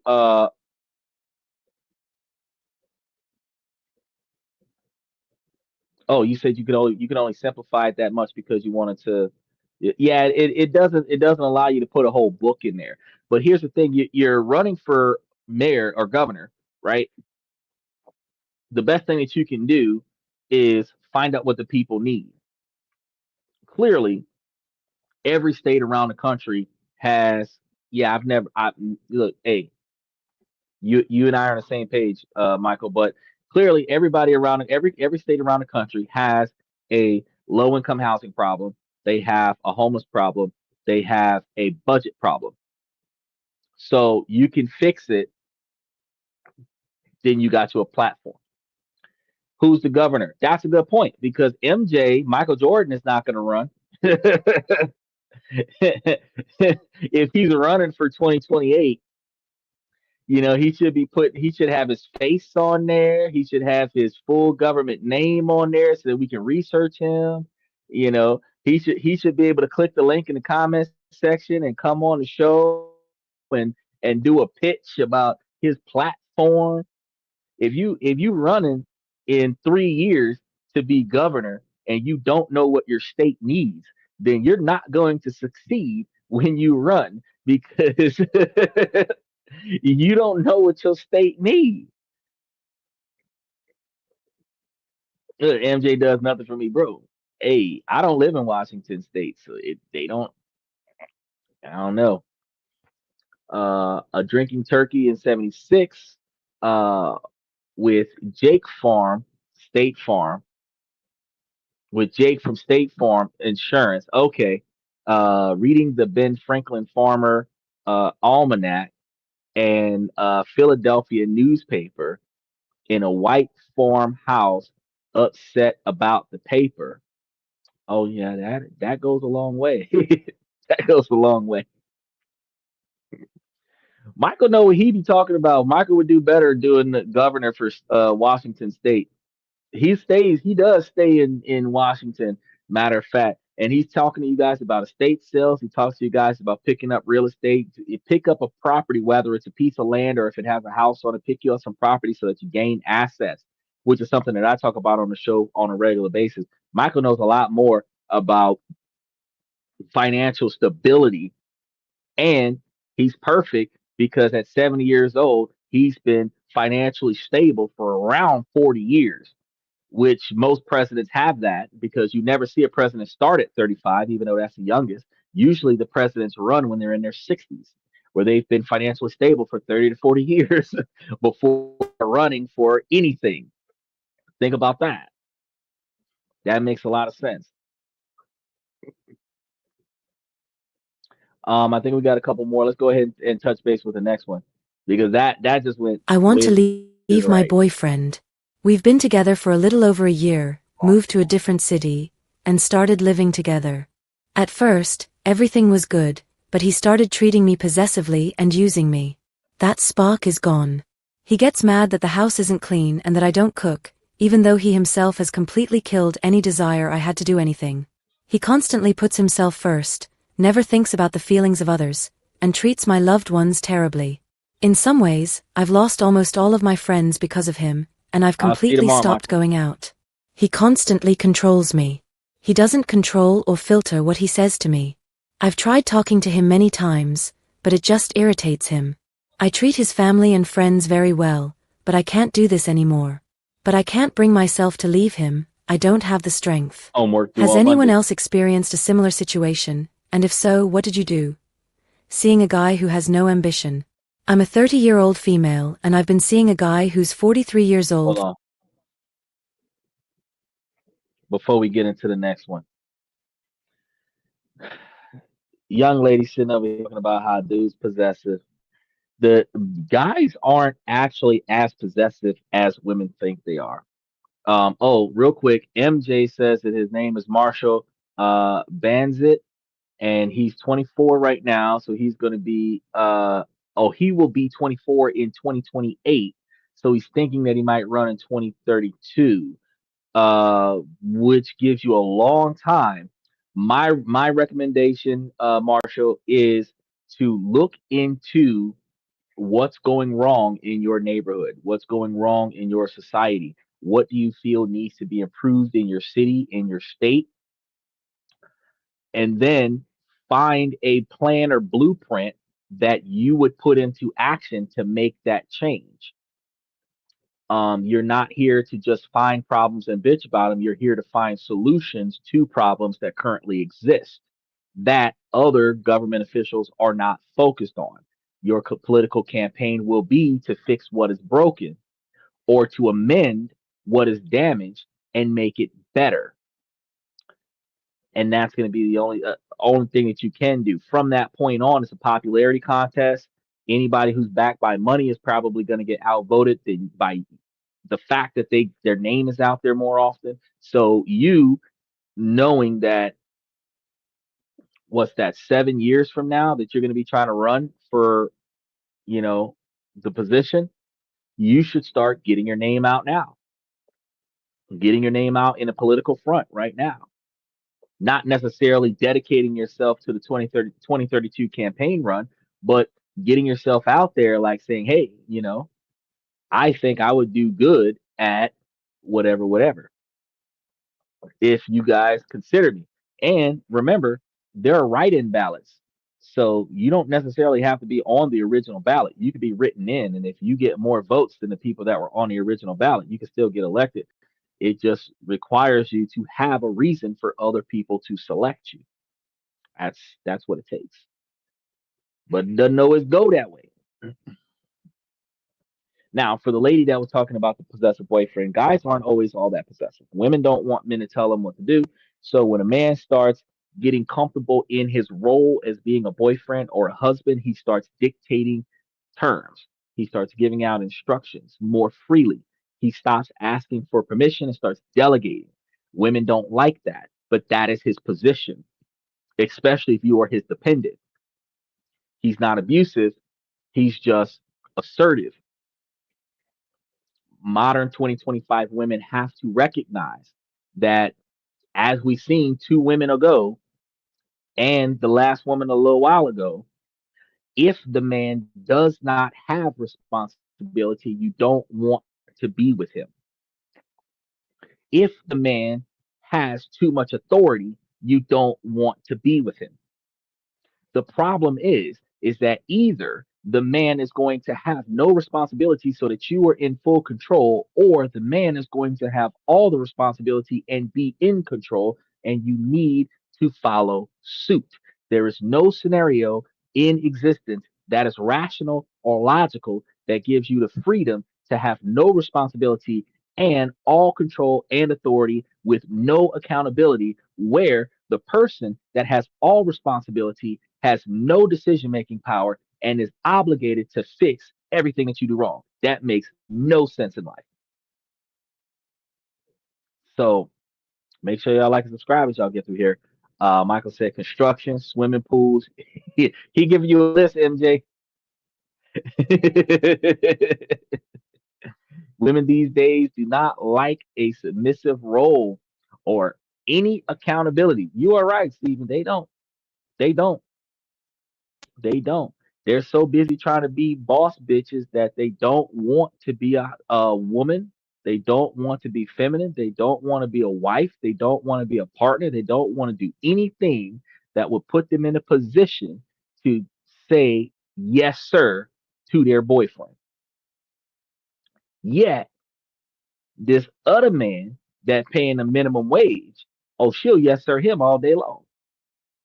I don't get it. You got one man that pays your whole standard of living, and all you got to do is follow his lead to get it done. And then you got another man to give you pennies on a dollar to run his business for him so that he don't got to work hard, and you will grovel at that guy's feet. I have yet to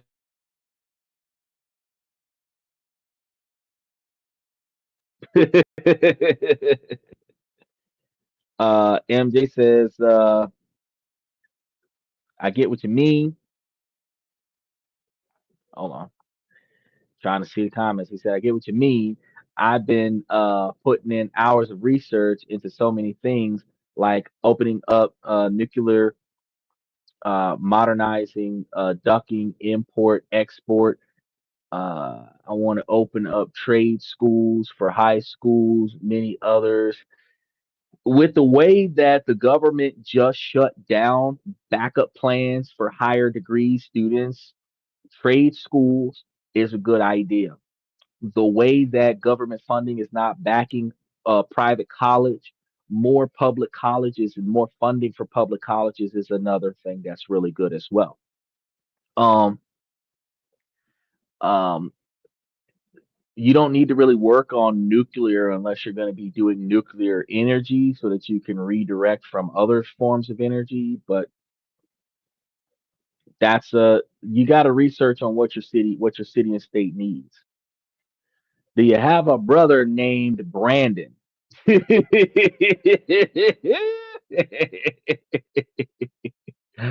you asking that question to? Do you have a brother named Brandon?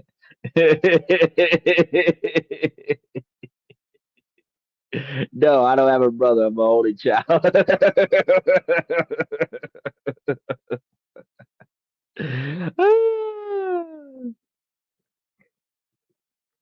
Fear no man or woman, and catch me if you can, right? So MJ says, nah, every kid in high school should have the ability to learn construction, robotics, and other trades like that so that they have a high paying job. You're right. I agree with you. But that requires you to amend the curriculum for the high school that allows wood shop to be part of the school curriculum, robotics to be part of the school curriculum, and outside of actual trades like skill sets, they need to have financial management put into the high schools where kids are taught how to make and save and invest money, how to write a check, how to balance their checkbook, what a checkbook looks like, what a checkbook ledger looks like, so that they can know how not to be broke when they get out of high school. That's stuff that you could really put that in there, teaching the children how not to be failures by teaching them financial management in high school, in middle school. Donald Trump's going to have all the kids taking an enlistment test instead of the ACTs. You need to at least have them become stockbrokers before they get recruited.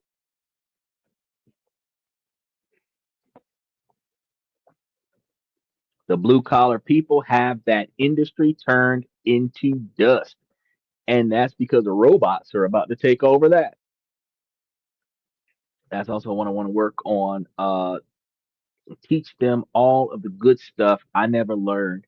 Taxes from school. You know, I keep telling y'all that public schools live off of government funds. They are nonprofit entities. So if you put money into the public school, get a voucher from the school, you file your taxes with that voucher. It's a tax write off in the United States.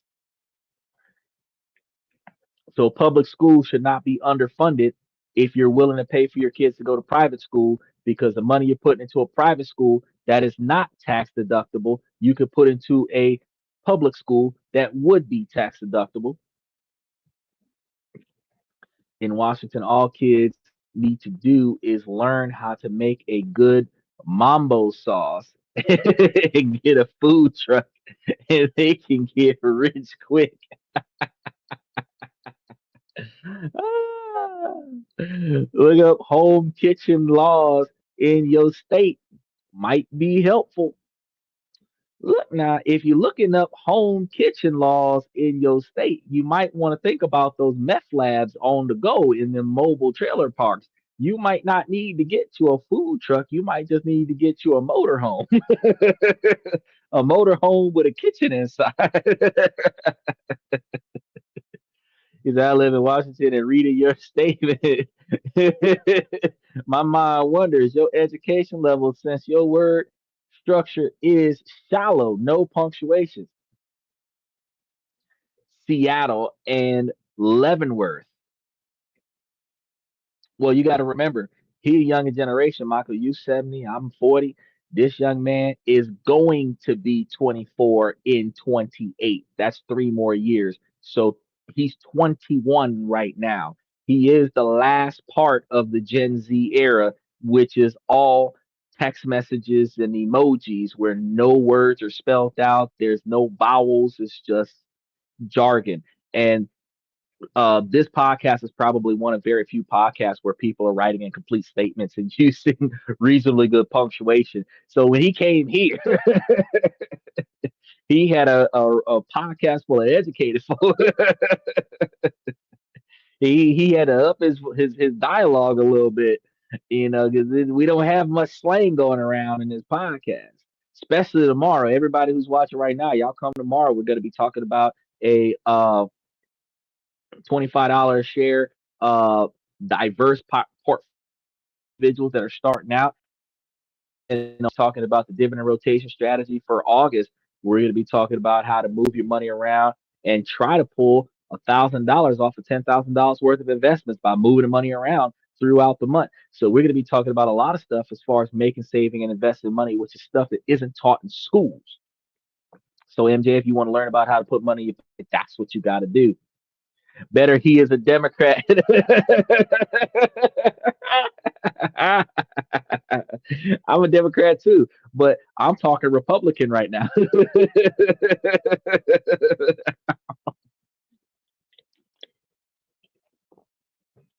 And I hope those F's wasn't from your English class. No punctuation. You got F's in English class, English and grammar class. I hope that wasn't the case.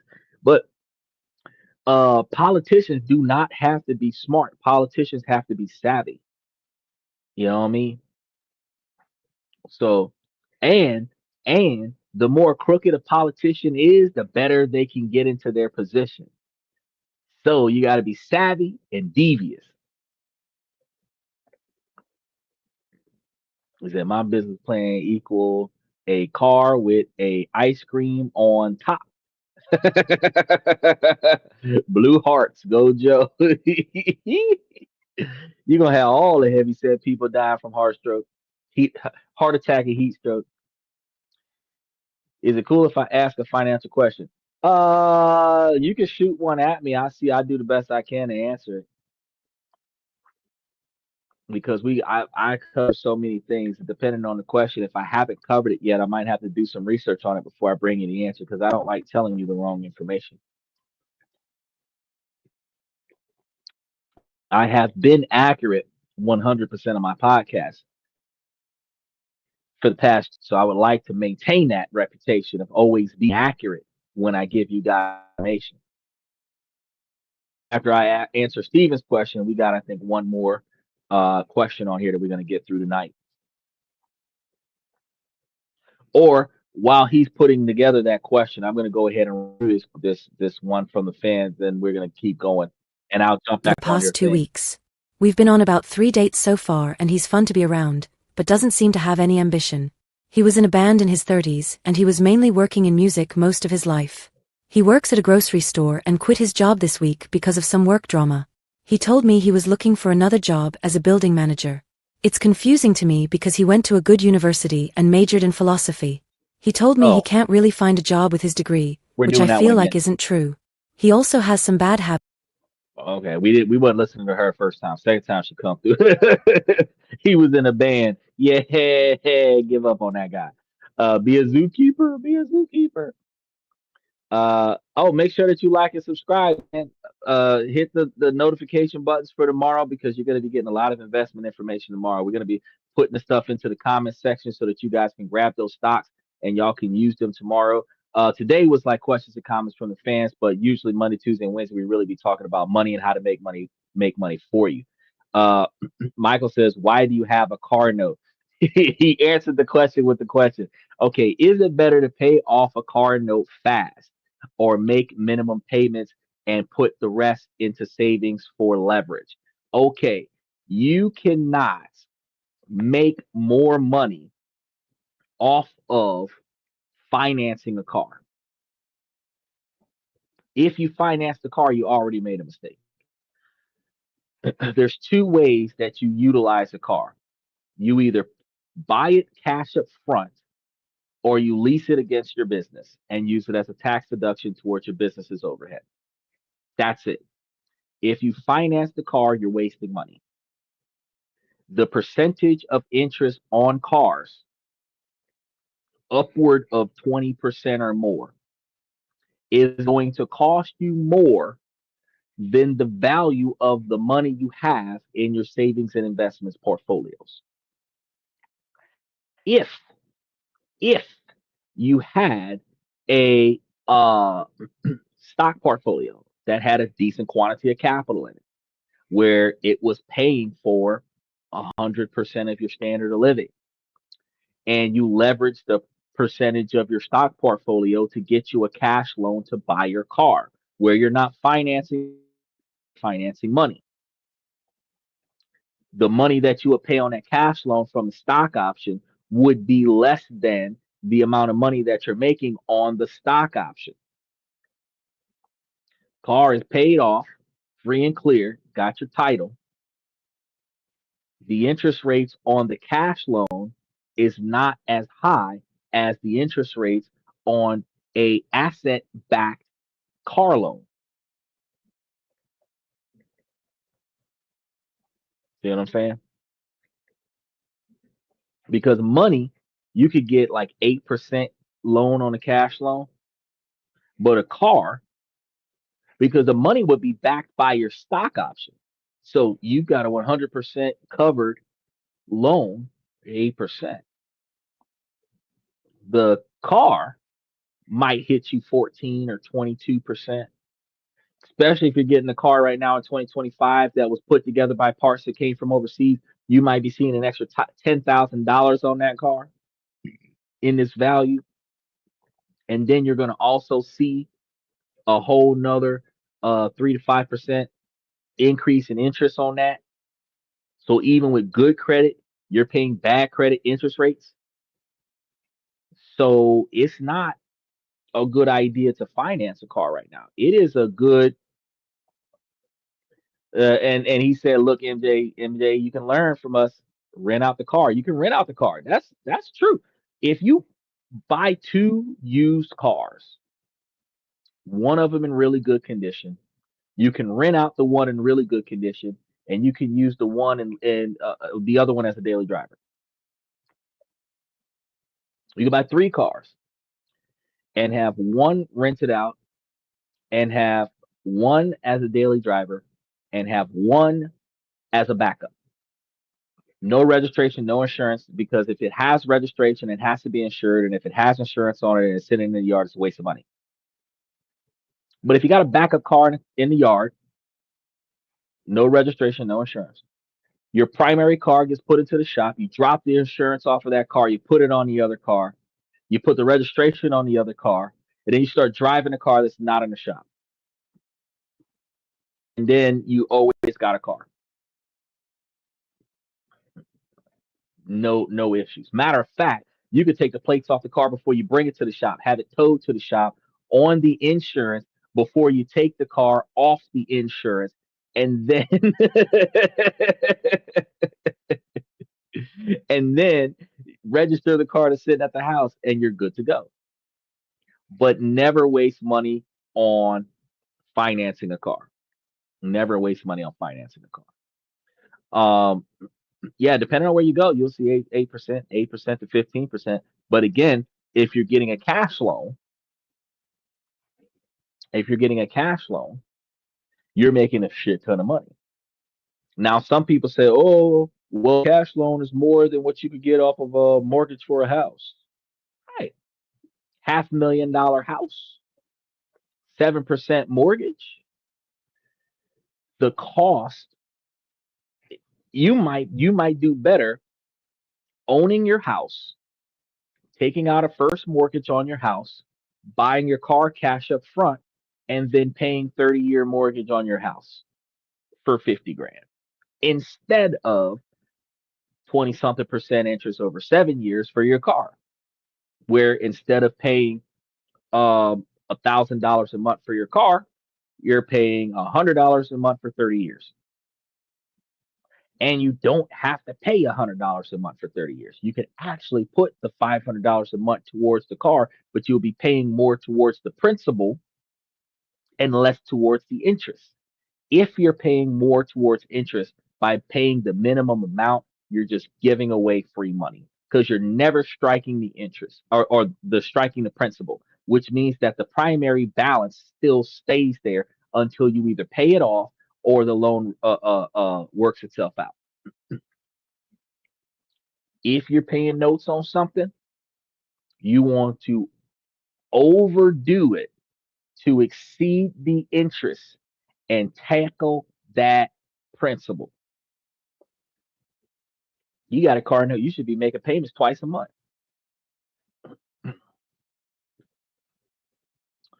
I need an office job so I can just screw up all day I'll screw up all the files and calls.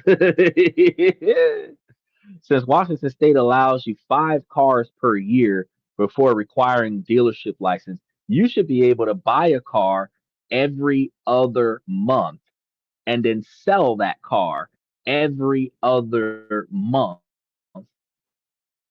Worry about where it comes from. 15 years max on a home. Well, you don't need, okay, so if you mortgage the property, you can mortgage it for 15 years. You can mortgage it for 30 years. It doesn't really matter what you set the mortgage on if you mortgage a house that you own. The thing is, the point of the matter is that if it's a $50,000 mortgage, however much the payments are, if you spread those payments out, you can overpay on that and tackle the principal more. With 6 and 7% interest max on a house loan, that's probably a better loan to get to go buy a car than going to the dealership where they're just going to work out the payments in your favor, charging you ass amount of money. You go buy you a used car. $10,000 is the most I would tell you to get for a used car, and that's like including luxury models. $10,000. Go find you a car with more than 100,000 miles on it. That's what you do. They're the cheapest, 90 to 100,000 miles or more. Go get one of those. Buy it cash up front. Tweak it a little bit. Ride it till the wheels fall off. You'll be fine. You don't need to waste a bunch of money on a car that depreciates in value anyway. Unless you're buying a Resvani tank where you're gonna be, armored car style. There's no reason for you to be spending a bunch of money on a car. Michael says, live in a house for 6 months, move it to a van, double payments on the house, pay house off in 8 years, and to continue to rent it out. You could, he's right. You could do that. You could do a regular van, or you could get you a mobile home, a motor home, like one of those, the campers, like one of those campers. Live in a camper, buy the house, rent out the house, live in a camper, and then you pay on the house and the tenant pays on the house, and you're paying down the house even faster. The payments never change on the house, but the renters do. You'll be able to up the rent. The rent goes up like $100 every year, $100, $200 every year, depending on what city and state you're in. Rent will always go up, but the mortgage will stay the same. So, with that being said, it's one of those things that we got to really start thinking about. So, note to self, Steve: don't finance a new car. Don't even finance a certified pre-owned car. But if you're going to get you a brand new car, it's better to get a certified pre-owned car with like 3 to 5 thousand miles on it, because it's going to be $10 or $20,000 cheaper than a brand new car with no miles on it, same condition. But if you've already financed a car, he's saying too late. If you've already financed a car, overpay it, overpay it. Do not do the bare minimum. Overpay it. If they want you to pay $800 a month, pay $1,200 if you can afford it. If you can't pay $1,200, put $1,000 down. If you've got $600 a month payments, try to put down $900 a month. Overpay it all the time. Overpay it. I got a cheaper used car, Toyota. I don't owe too much. Pay it off. Pay it off. Your tax refund is gone. Pay it off. Find a way to pay it off. Pay as much as you can, as often as you can, to pay it off. And then don't make that mistake again. Cash up front. If you've got at least one vehicle that runs, put that bad boy back on the road. Do not buy another new car. Do not buy a new to you car.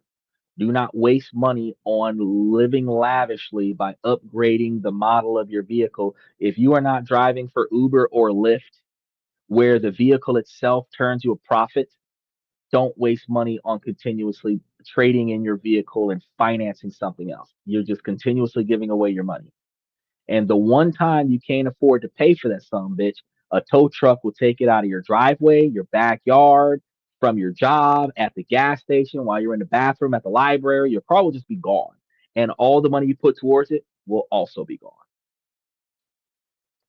Do not do that. If you can save up enough money to buy the car cash up front, buy the car cash up front. If you cannot afford to buy the car cash up front, stop looking at pictures of it on Google search. And don't even go to the dealership. Mama used to tell me this back in the day. We gonna wrap it up with this. Mama used to tell me back in the day, if you have to ask how much, you can't afford it. Plain and simple. You think that's a ludicrous train of thought, but if you have to ask how much, if you have to look for the price tag to see if you can afford it, you can't afford it. Think about that. If you've got to rearrange your finances to see if you can afford it, you can't afford it. Michael said a new car drops in value as it rolls off the lot the first time on the test drive, not the first time it rolls off the lot with an owner. The first time it rolls off the lot on a test drive, it loses its value, and that's why they become certified pre-owned vehicles. Then he said, let someone else pay the losses. That's right. That's right. Let someone else pay the losses. I'm not trying to do all that. I will be the third owner of the vehicle, 150,000 miles. I've already had new cars in my life. I had 2 or 3 of them. Still got a couple of them. But it doesn't feel any better to have a brand new vehicle than it does to have an old vehicle. It doesn't. It doesn't. It still gets you from point A to point B.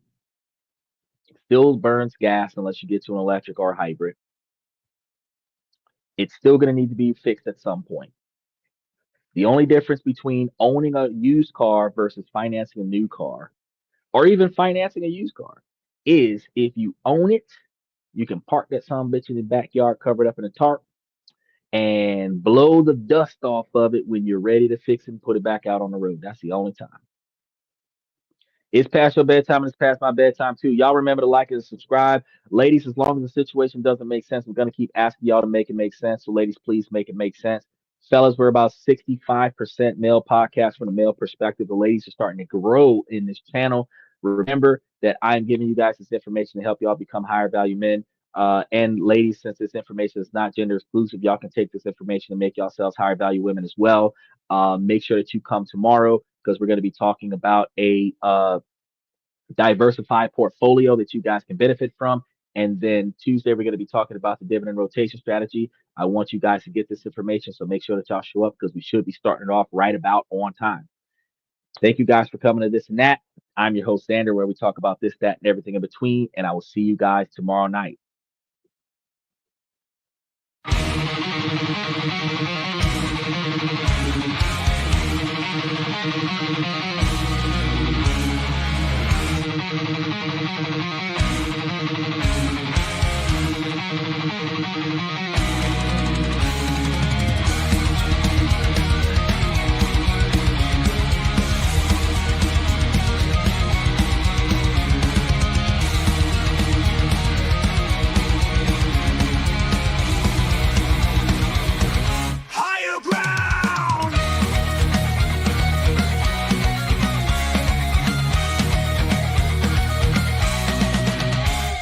Chase validation, now I validate myself. Building inner strength, putting doubt upon the shelf. No more unnecessary drama, no more wasted time. Climbing higher, constantly making my own climb.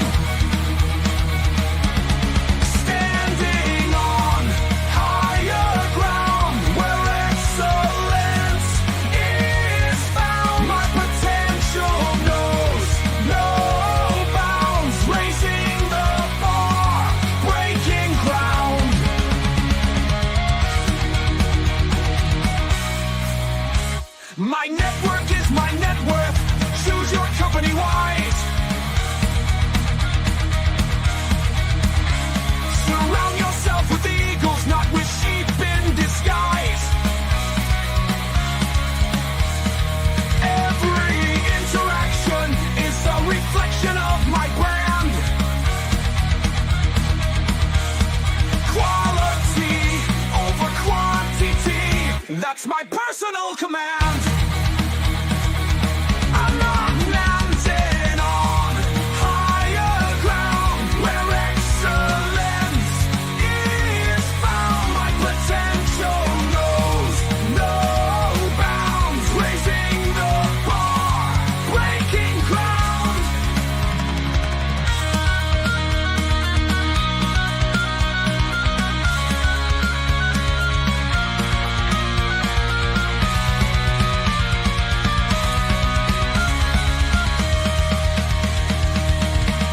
I'm not just living, I'm manifesting my vision, cutting through limitations with surgical precision. My expectations are my compass, my respect is my shield to mediocrity and chaos. I will never